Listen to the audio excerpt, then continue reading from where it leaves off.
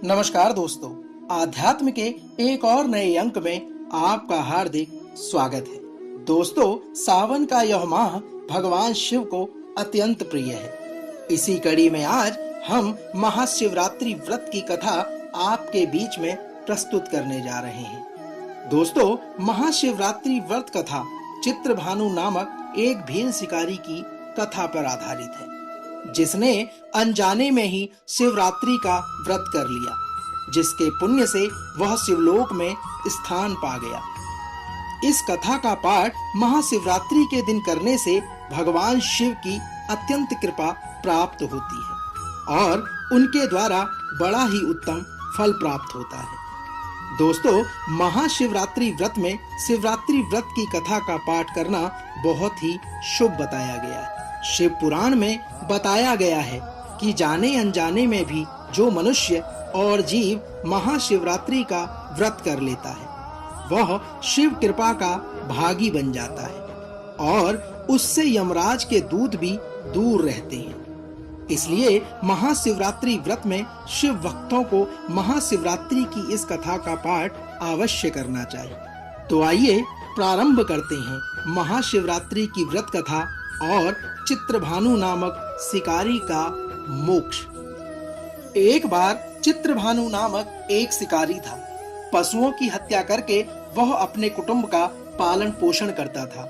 वह एक साहूकार का ऋणी भी था, लेकिन ऋण समय पर न चुका सकने पर क्रोधित साहूकार ने उसको शिवमठ में बंदी बना लिया। दोस्तों, बंदी रहते हुए शिकारी मठ में शिव संबंधी धार्मिक बातें सुनता रहा। वहीं उसने शिवरात्रि व्रत की कथा भी सुनी। जब संध्या होने पर साहूकार ने उसे बुलाया और ऋण चुकाने के लिए पूछा, तो शिकारी अगले दिन सारा ऋण लौटा देने का वचन कहने लगा। साहूकार ने उसकी बात मान ली और उसे छोड़ दिया। दोस्तों, शिकारी जंगल में शिकार के लिए निकला, लेकिन दिन भर बंदी गृह में रहने के कारण भूख प्यास से व्याकुल था। सूर्यास्त होने पर वह एक जलाशय के समीप गया और वहां एक घाट के किनारे एक पेड़ पर थोड़ा सा जल पीने के लिए लेकर चढ़ गया, क्योंकि उसे पूरी उम्मीद थी कि कोई ना कोई जानवर अपनी प्यास बुझाने के लिए यहाँ अवश्य आएगा। शिकारी जिस पेड़ पर चढ़ा, वह पेड़ बेलपत्र का था और उसी पेड़ के नीचे भगवान शिव का शिवलिंग भी था, जो सूखे बेलपत्रों से ढके होने के कारण दिखाई नहीं दे रहा था। शिकारी को उसका पता भी नहीं चला। भूख और प्यास से थका वो उसी मचान पर बैठ गया। दोस्तों, मचान बनाते समय उसने जो टहनियां तोड़ी, वे संयोग से शिवलिंग पर जा गिरी। इस प्रकार दिन भर भूखे प्यासे शिकारी का व्रत भी हो गया और शिवलिंग पर बेलपत्र भी चढ़ गए। एक पहर रात्रि बीत जाने पर एक गर्भ धारण करी हुई हिरणी तालाब पर पानी पीने पहुंची। शिकारी ने धनुष पर तीर चढ़ाकर ज्यों ही प्रत्यंचा को खींचा, उसके हाथ के धक्के से कुछ पत्ते एवं जल की कुछ बूंदें नीचे बने शिवलिंग पर जा गिरी और अनजाने में ही शिकारी की पहले प्रहर की पूजा पूरी हो गई। हिरणी ने कहा, मैं गर्भावस्था में शीघ्र ही प्रसव करूंगी। तुम एक साथ दो जीवों की हत्या करोगे, जो ठीक नहीं है। मैं बच्चे को जन्म देकर शीघ्र ही तुम्हारे समक्ष प्रस्तुत हो जाऊंगी, तब तुम मुझे मारकर खा लेना। शिकारी ने प्रत्यंचा ढीली कर दी और हिरणी जंगली झाड़ियों में लुप्त हो गई। शिकारी ने देखा, कुछ ही देर बाद एक और हिरणी उधर से निकली। शिकारी की प्रसन्नता का ठिकाना न रहा। समीप आने पर उसने धनुष पर बाण चढ़ाया। तब कुछ बेलपत्र नीचे शिवलिंग पर जा गिरे और अनायास ही शिकारी के दूसरे प्रहर की पूजा भी पूरी हो गई। तब उसे देख हिरणी ने विनम्रता पूर्वक निवेदन किया कि मैं थोड़ी देर पहले ऋतु से निर्वित हुई हूँ, कामातुर विरहिणी हूँ, अपने प्रिय की खोज में भटक रही हूँ। मैं अपने पति से मिलकर शीघ्र ही तुम्हारे पास आ जाऊंगी। शिकारी ने उसे भी जाने दिया। दोस्तों, 2 बार शिकार को खोकर वह चिंता में पड़ गया। रात्रि का आखिरी पहर बीत रहा था।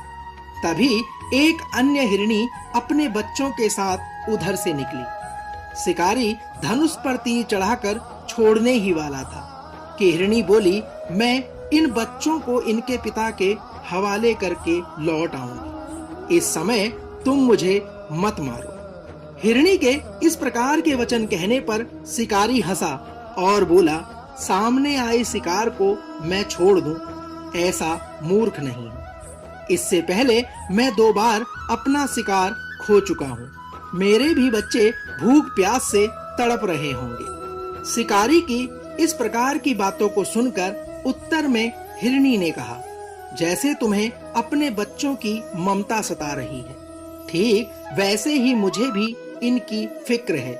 इसलिए सिर्फ बच्चों के नाम पर मैं थोड़ी देर के लिए जीवन दान मांग रही हूँ। मेरा विश्वास करो, मैं इन्हें इनके पिता के पास छोड़कर तुरंत लौटने की प्रतिज्ञा करती हूँ। दोस्तों, हिरनी का दीन स्वर सुनकर शिकारी को उस पर दया आ गई। उसने उस हिरनी को भी जाने दिया। शिकार के अभाव में बेल वृक्ष पर बैठा शिकारी बेल पत्र तोड़ तोड़ कर नीचे फेंकता जा रहा था। उसकी तीसरे प्रहर की पूजा भी स्वतः ही संपन्न हो गई। जब पौ फटने को हुई तब एक हष्ट पुष्ट हिरन उसके रास्ते में आया। शिकारी ने सोच लिया था कि इसका शिकार वह अवश्य करेगा। शिकारी की तनी प्रत्यंचा को देखकर हिरन विनीत स्वर में बोला, भाई, यदि तुमने मुझसे पूर्व आने वाली 3 मृगियों तथा छोटे छोटे बच्चों को मार डाला है तो मुझे भी मारने में विलंब ना करो, ताकि मुझे उनके वियोग में एक क्षण भी दुख ना सहना पड़े। मैं उन हिरणियों का पति हूँ। यदि तुमने उन्हें जीवन दान दिया है तो मुझे भी कुछ क्षण का जीवन देने की कृपा करो। मैं उनसे मिलकर तुम्हारे समक्ष उपस्थित हो जाऊंगा। हिरन की इस बात को सुनकर शिकारी ने सारी कथा हिरन को सुना दी। तब हिरन ने कहा, मेरी 3 पत्नियां जिस प्रकार प्रतिज्ञाव्रत होकर गई हैं, वे मेरी मृत्यु से अपने धर्म का पालन नहीं कर पाएंगी। अतः जैसे तुमने उन्हें विश्वास पात्र मानकर छोड़ दिया है, वैसे ही मुझे भी जाने दो। मैं उन सब के साथ तुम्हारे सामने शीघ्र ही उपस्थित होता हूँ। दोस्तों, उपवास, रात्रि जागरण तथा शिवलिंग पर बेलपत्र चढ़ाने से शिकारी का हिंसक हृदय निर्मल हो गया था। उसमें भगवत शक्ति का वास हो गया था। उसके हाथ से धनुष तथा बाण छूट गया और उसने हिरन को कहा कि तुम जा सकते हो। थोड़ी ही देर बाद वह हिरन सपरिवार शिकारी के समक्ष उपस्थित हो गया ताकि वह उसका शिकार कर सके। किंतु जंगली पशुओं की ऐसी सत्यता, सात्विकता एवं सामूहिक प्रेम भावना देखकर शिकारी को बड़ी ग्लानि हुई। उसके नेत्रों से आंसुओं की झड़ी बहने लगी। उस हिरन के परिवार को न मारकर शिकारी ने अपने कठोर हृदय को जीव हिंसा से हटाकर सदा के लिए कोमल एवं दयालु बना लिया। शिकारी के ऐसा करने पर भगवान शंकर ने प्रसन्न होकर तत्काल उसे अपने दिव्य स्वरूप का दर्शन करवाया तथा उसे सुख समृद्धि का वरदान देकर गुह नामक नाम प्रदान किया। दोस्तों, यही वह गुह था जिसके साथ भगवान श्री राम ने मित्रता की थी। दोस्तों, इस प्रकार महाशिवरात्रि पूजन पौराणिक व्रत कथा समाप्त हुई।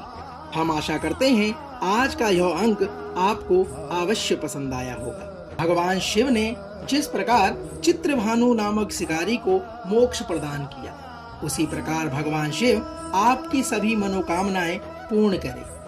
अगले अंक में फिर होगी एक नए अध्याय के साथ मुलाकात। तब तक जय शिव शंकर, हर हर महादेव।